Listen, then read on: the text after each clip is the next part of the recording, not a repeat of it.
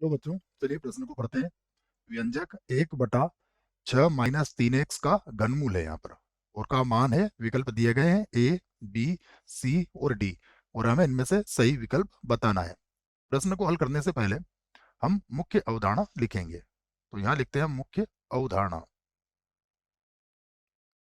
मुख्य अवधारणा में हम प्रश्न को किस प्रकार से हल किया जाएगा इस बात पर चर्चा करेंगे, और उसके बाद यदि कोई सूत्र होगा तो उसे भी लिखेंगे। तो यहाँ पर हम द्विपद प्रमेय का एक सूत्र लिख रहे हैं कि 1 + x⁻n का यदि हमें प्रसार करना है तो ये होता है 1 + nx + n-1 x⁻2 बटा 2 का फैक्टोरियल होता है। ये 2 का फैक्टोरियल और 2 का क्रम गुणित बोल सकते हो आप इसे, ठीक है। ये 2 का क्रम गुणित होता है।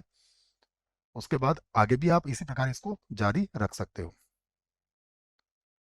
जैसे एक पद और लिख के बता देता हूँ मैं आपको। ये होता है n-1 n-2 x⁻³ होगा 3 और बटे में होता है 3 का फैक्टोरियल। इसी प्रकार इसमें अनंत पद आ सकते हैं। यहाँ पर x कोई भी वास्तविक संख्या हो सकता है और मापांक x का मान सदैव 1 से कम होता है, और n कोई भी परिमेय संख्या यहाँ पर ले सकते हैं आप। अब चलते हैं कि प्रश्न में हमें किसका मान पूछा गया है, उसी का मान मैं यहाँ लिखता हूँ। हमें जो व्यंजक दिया गया है वो कुछ इस प्रकार है। 1/1 और बटा ये है 6 - 3x, 6 - 3x, और कड़ी के अंदर 3 लिखा है, अर्थात ये घातांक कितनी है इसकी, 1/3 है। ठीक है, ये घातांक है, क्योंकि कड़ी के अंदर यदि 3 लिखा हुआ है तो वो घातांक ही कहलाएगी। 1/3 हो जाएगी घातांक, है ना, पता है हमें ये बात। यहाँ से अब हम क्या करेंगे, सबसे पहले तो यहाँ से 6 को कॉमन लेंगे, तो 6 की घातांक कितनी हो जाएगी, 1/3 बन के बाहर आ जाएगी। यहाँ पर होगा 1 - 3x/6 आ जाएगा, और इसकी घातांक कितनी होगी, 1/3 होगी। अब हम इसे ऊपर ले जा सकते हैं, देखो। तो 6 की घातांक -1/3 होगी ये, और ये हो जाएगा 1 - 2x। 2x नहीं, बता काट देते तो x/2 आ जाएगा ये। 3 से 6 को काट देंगे हम, तो ये x/2 लिख देंगे इसको सीधा सीधा, x/2, और उसकी घातांक कितनी हो जाएगी, -1/3 हो जाएगी। अब हम सूत्र लगा के इसको हल कर सकते हैं। तो मैं अब सूत्र लगा देता हूँ यहाँ पर। कितने पदों के लिए हमसे पूछा गया है, देखिए 1 2 3 पद हमें देखना है इसके। तो सबसे पहले तो 6 की घातांक, 6 की घातांक -1/3, ये आ गया। फिर आएगा 1 और प्लस nx, तो n का मान कितना है, -1/3, और x का मान कितना है, -x/2।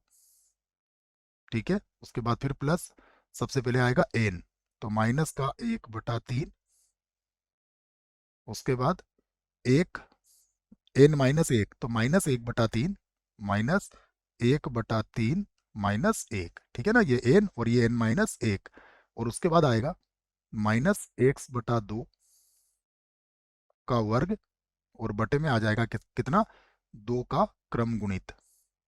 और इसी प्रकार आप इस पद को आगे भी लिख सकते हो। फिर से हल करते हैं। तो 6 की घातांक -1/3, इसको तो वैसे ही लिख देंगे, ये हो जाएगा 1, यहाँ माइनस माइनस प्लस हो जाएगा, तो ये हो जाएगा प्लस, और x बटा कितना आ जाएगा यहाँ पर, 6 आ जाएगा। यहाँ पर देखें तो ये माइनस का 1/3 है, इसका लघुत्तम लेंगे तो 3 एकम 3, 3 और 1 हो जाएगा -4/3, -4/3।